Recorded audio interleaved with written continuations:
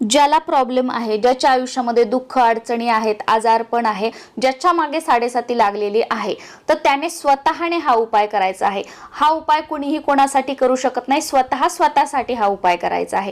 यासाठी तुम्हाला तांब्याभर पाणी घ्यायचं आहे, त्याच्यामध्ये 5 पिंपळाच्या झाडाची पानं ठेवायची आहेत, चिमूटभर काळे तीळ टाकायचे आहेत आणि जे आपलं अख्खं हळकुंड असतं ना, तर हळकुंड फोडायचं, त्याचा एक तुकडा या पाण्यामध्ये टाकायचा आहे।